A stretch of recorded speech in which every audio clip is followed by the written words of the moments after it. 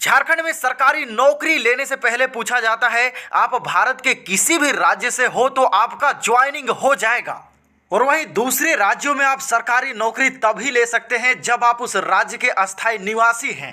अब इन दोनों नियमों में कितना बड़ा अंतर है आप समझ सकते हैं। अब इससे जुड़ा हुआ एक महत्वपूर्ण बात जिसे आप सभी को जानना चाहिए, समझना चाहिए।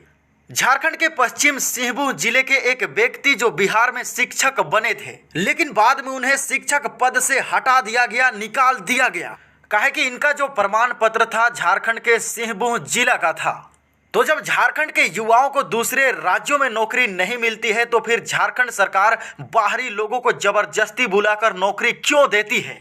देख रहे थे शायद पश्चिमी सिंहभूम का कोई शख्स है जो शिक्षक बने थे आपका बिहार के किसी जिला में। वहाँ स्पष्ट कहा कि इनके शिक्षक की जो पात्रता है उसे रद्द किया जाता है क्योंकि इनका जो प्रमाण पत्र पाया गया वो झारखंड के सिंहभूम जिला का है। तो ठीक उसी प्रकार सख्त होकर निर्णय बनाने होंगे कि अगर अन्य राज्यों के लोग अगर चोरी छिपे प्रवेश कर रहे हैं तो उनके प्रमाण पत्रों के साथ साथ उनकी जो वैकेंसी है उसको सीधा रद्द करना होगा। उसमें अगर ऐसा कठोर डिसीजन नहीं ले पाते हैं, जब तक आप डिसीजन मेकर नहीं बन पाते हैं तब तक भला नहीं होने वाला सरकार।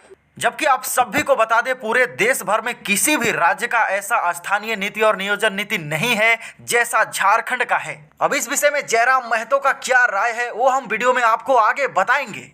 अच्छा, आज से कुछ दिन पहले झारखंड के छात्र छात्राओं के मोबाइल फोन में मुख्यमंत्री के वॉइस में एक कॉल आता था जिसमें छात्रों से राय मांगा गया, और राय मांगने के बाद कुछ तो हुआ नहीं, छात्रों को बेवकूफ बनाया गया। वॉइस कॉल में कहा जाता था नियोजन नीति 1932 के आधारित बनना चाहिए, या फिर 2016 के अनुसार ज्वाइनिंग होना चाहिए, या फिर सुप्रीम कोर्ट में चैलेंज किया जाए।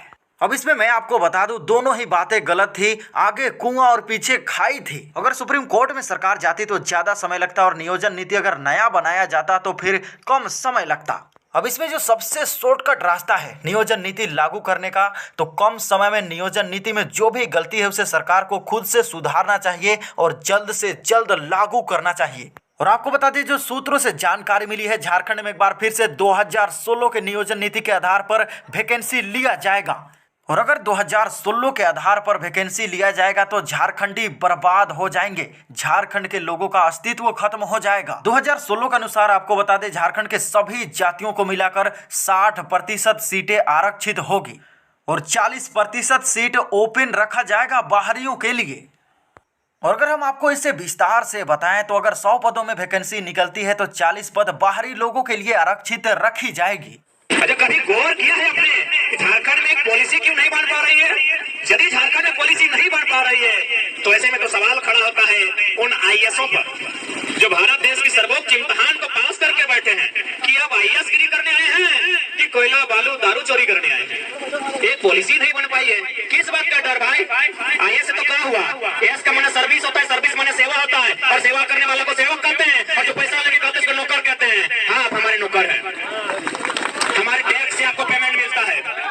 अब बदलिए अपने अंदर के डर को उखाड़ के बाहर फेंकिए।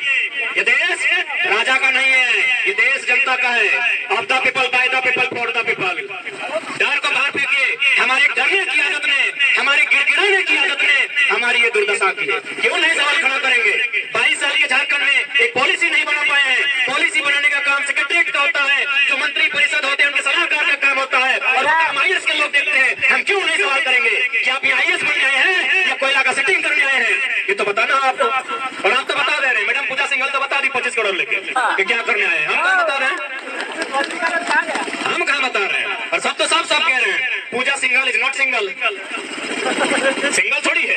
अरे हम नहीं कह रहे हैं। भले आज ये लोग पावर में है, सत्ता में है, कलेक्टर के पद में है, एक दिन आएगा सबका बही खाता खुलेगा, और हमारे पास अंदरूनी आंकड़े हैं। जैसे जैसे समय बढ़ेगा और हम अपने आप को थोड़ा सा मजबूत पाएंगे, नाम ले लेके बता देंगे कि किस किस कलेक्टर का, डिप्टी कलेक्टर का दिल्ली में फ्लैट है, और उसका शुरुआत होता है 15 करोड़ से। सारा लिस्ट जमा करके रखे हैं। Wait and watch.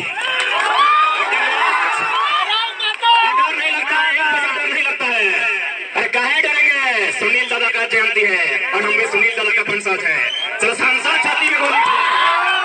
Sunil Mahato Jharkhand के इतिहास का एकमात्र एमपी जो गोली खाया है, उसी परिवार से आते हैं। किससे डरेंगे रे?